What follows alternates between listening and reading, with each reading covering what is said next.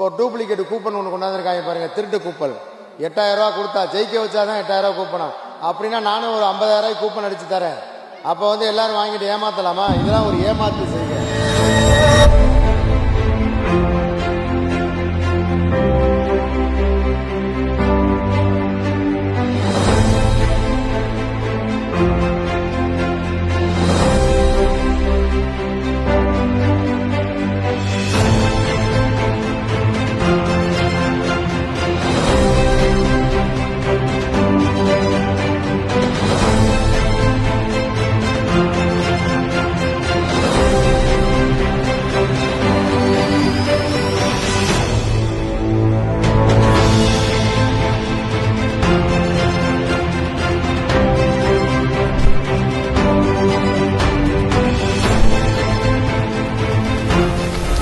வணக்கம், என் பேர் விநாயகம் ஐயரசு. நான் திருப்பத்தூர்ல பிறந்து வளர்ந்தவன். அங்கதான் சொந்த ஊரு. காலேஜ் பக்கம் தான் என் வீடு இருக்கு. நான் சுயேட்சையா திருப்பத்தூர் சட்டமன்ற தொகுதிக்கு இங்க நிக்கிறேன். கிரிக்கெட் பேட் சின்னம் வந்து என்னோட சின்னம். நான் உங்களிடம் வந்து ஏன் வந்திருக்கேன்னா, இதற்கு ஓட்டு கேட்டு வந்திருக்கேன். இப்ப 5 வருஷம் முடிஞ்சு எங்கே போயிட்டு 5 வருஷ காலமா கிடையாது. இது வந்து புலங்குறதுக்கு மட்டும்தான். நான் ஏதோ குடிக்கிறதுக்காக தான் இவ்வளவு அவசரப்படுறேன். புலங்குறதுக்கே தனி இது கஷ்டமா? வந்து கலைஞர் பேர்ல வந்து இது வந்து அரிசி வந்து எதுவுமே சரியில்லை.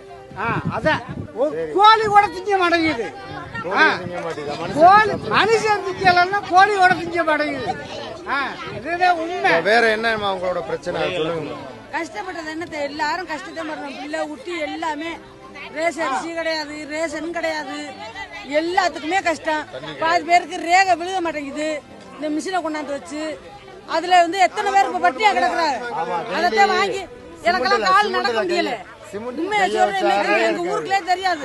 அந்த அரிசியை தான் நான் சமைச்சு சாப்பிட்டு எங்க வீட்டுக்காரர் முடியாம கிடந்த அதுல அந்த அரிசியை தான் வாங்கி சமைச்சு சாப்பிடுறேன். எங்க வீட்டுக்காரர் இல்ல, நான் அதை வாங்கி சாப்பிடுறேன். அந்த அரிசியை சாப்பிட முடியாது. அந்த அரிசியை கழுவிட்ட அரிசியை தான் எங்களுக்கு கொண்டாந்து ஓடுறது. இலவசமே வேண்டாம்னு. ஆமா, இலவசமே வேணாம், இலவசமே வேண்டாம். நல்ல ஆட்சி அமைக்கணும். இவங்க என்னன்னா, நம்ம எதையும் செய்யாம இருந்தாதான் இந்த மக்கள் ஓட்டு போட்டுக்கிட்டே இருக்காங்கன்னு அதை மைண்ட்ல ஏத்திக்கிட்டாரு.